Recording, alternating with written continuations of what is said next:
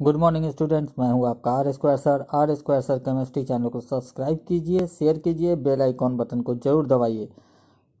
12th Bihar board छात्रों के लिए टॉनिक कोर्स के अंतर्गत सभी चैप्टर को एक एक कर अपलोड किया जा रहा है। आज जिस चैप्टर को अपलोड किया जा रहा है, चैप्टर का नाम है पी ब्लॉक। ध्यान से देखते रहिए, आप सभी क्वेश्चन का स्टडी कीजिए, इन्हीं में से रहेगा।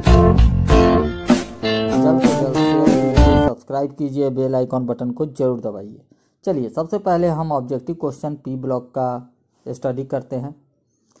H3PO3 की बेसिसिटी होगी, एकदम याद रखिएगा। H3PO3 की बेसिसिटी होती है 2, H3PO4 की बेसिसिटी होती है 4, H3PO2 की बेसिसिटी होती है 1।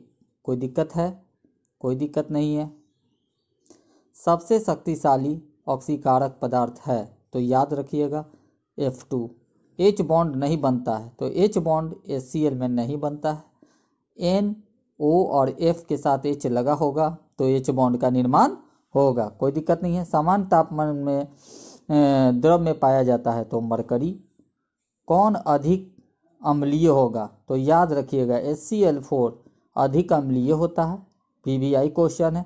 HCl4 अधिक अम्लीय होता है। Cl का ऑक्सीडेशन स्टेट 7 होता है तो HCl4 अधिक अम्लीय होगा, कोई दिक्कत नहीं है। आप एकदम याद कर लीजिए। हाइड्रोजन बॉन्ड किस में बनेगा? जिसमें फ्लोरीन ऑक्सीजन और नाइट्रोजन के साथ H अटैच हो।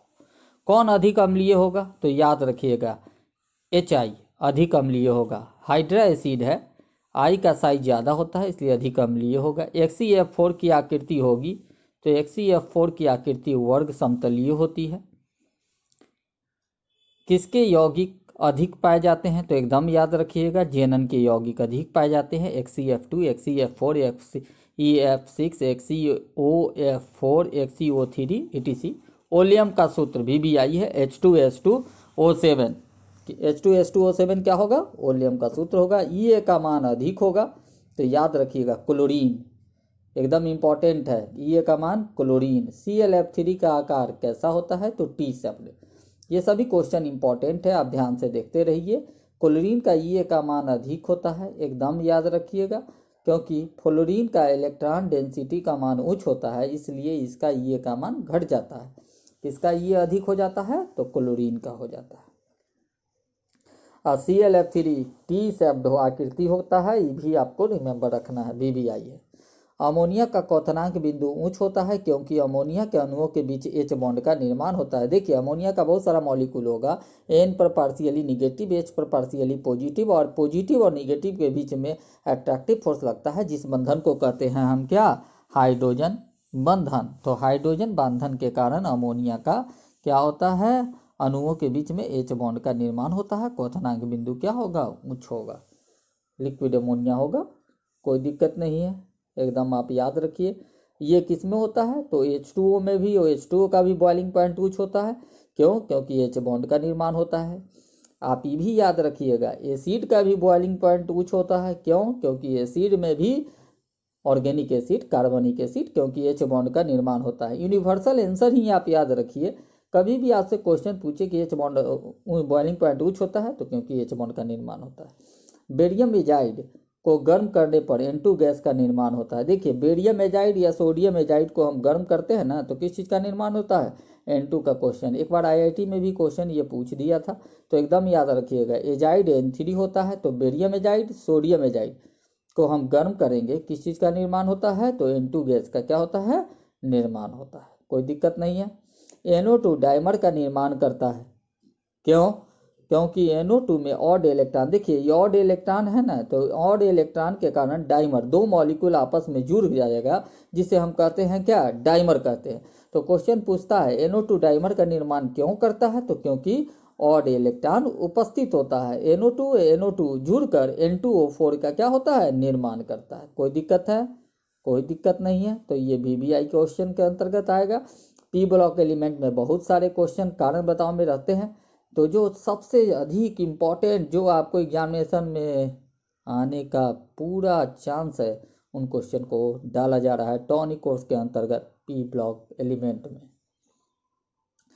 ये VBI है। ओस्टवाल विधि से नाइट्रिक एसिड का निर्माण, एकदम याद रखिएगा। अमोनिया का वायु एयर के साथ पीटी उत्प्रेरक की उपस्थिति में 1000 केल्विन पर गर्म करते हैं तो नाइट्रिक ऑक्साइड का निर्माण होता है। रिएक्शन याद होना चाहिए। नाइट्रिक ऑक्साइड का ऑक्सीजन से ऑक्सीकरण द्वारा नाइट्रोजन डाइऑक्साइड NO2 बना लेते हैं। नाइट्रिक ऑक्साइड जल से अवशोषित कर नाइट्रिक अम्ल का तनु विलयन प्राप्त होता है। देख रहे हैं ना, NO + O2 NO2 NO2 H2O HNO3 का क्या होता है, निर्माण होता है।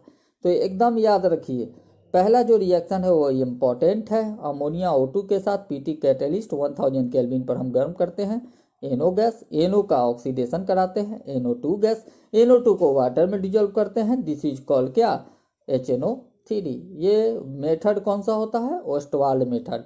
ओस्टवाल मेथड से बड़े पैमाने पर अमोनिया का निर्माण किया जाता है। VBI है संपर्क विधि, कॉन्टैक्ट प्रोसेस H2SO4। देखिए यहाँ SO2 की अभिक्रिया, सबसे पहले SO2 की अभिक्रिया O2 के साथ कराते हैं, या S की अभिक्रिया सल्फर की अभिक्रिया O2 के साथ कराते हैं, SO2 का निर्माण होता है। SO2 की अभिक्रिया ऑक्सीजन के साथ V2O5 कैटेलिस्ट 673 केल्विन है तथा 1.5 atm दाब पर कराते हैं तो SO3 गैस का निर्माण होता है। अभिक्रिया ऊष्माक्षेपी होती है। अभिक्रिया में आयतन में क्या होती है, कमी होती है। तो यहाँ पर ध्यान से देखिएगा, 2SO2 + O2 2SO3 का क्या हुआ, निर्माण हुआ।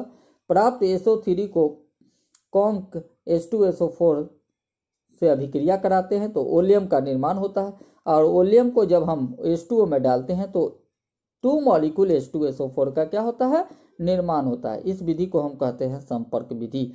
देखिए फ्यूमिंग H2SO4 या सधुर्म H2SO4 को ही ओलियम कहा जाता है। H2SO4 + SO3 = H2SO7। तो याद रखिएगा, फ्यूमिंग H2SO4 पूछ दे, सधुर्म सल्फ्यूरिक एसिड पूछ दे तो ओलियम ही होगा। इससे इंपॉर्टेंट रिलेटेड क्वेश्चन है कि सल्फ्यूरिक अम्ल जल अवशोषण का कार्य करता है, क्योंकि शुगर मतलब चीनी से जल को अवशोषित कर शुगर चारकोल का निर्माण कर देता है। यदि H2SO4 को शुगर में डालेंगे ना तो 12 कार्बन H2O बाहर हो जाएगा, अवशोषित कर लेगा, शुगर चारकोल का निर्माण कर देता है। PCl5 जल में अपघटित होकर क्या देता है, एकदम याद रखिएगा, H3PO4 का निर्माण करता है। रिएक्शन है, PCl5 को जल में डिजोल्व करेंगे, क्या बनेगा, एकदम याद रखिए, H3PO4 का क्या होता है, निर्माण होता है। ये इंपॉर्टेंट है। और जब PCl3 को डिजोल्व करते हैं तो क्या बनता है, H3PO3 का निर्माण होता है। तो ये क्वेश्चन पूछता है क्या होता है जब में, इसलिए ये भी क्वेश्चन आपका VBI है। आप एकदम ध्यान से देखते रहिए। देखिए क्वेश्चन है, PCl3 जल में अपघटित होकर H3PO3 का निर्माण करता है। देख रहे हैं, PCl3 को वाटर में डालते हैं, H3PO3 इंपॉर्टेंट है। देखिए नेक्स्ट इंपॉर्टेंट है, बड़े पैमाने पर अमोनिया का निर्माण हैवर विधि के द्वारा किया जाता है। ठीक है ना। देखिए जब N2 और H2 का सीधा संयोग 200 atm दाब 773 केल्विन ताप आयरन कैटेलिस्ट Fe कैटेलिस्ट और मोलिब्डेनम लेते हैं। मोलिब्डेनम प्रोमोटर का काम करता है, बढ़ाता है क्षमता। K2O Al2O3 का भी हम उपयोग कर सकते हैं। मोलिब्डेनम के स्थान पर कराते हैं तो अमोनिया का क्या होता है, निर्माण होता है। यहाँ कोई दिक्कत नहीं है। कैटेलिस्ट आपको याद रखना है, ठीक है। यहाँ रिएक्टेंट का मोल 4 है और प्रोडक्ट का मोल क्या है, 2 है।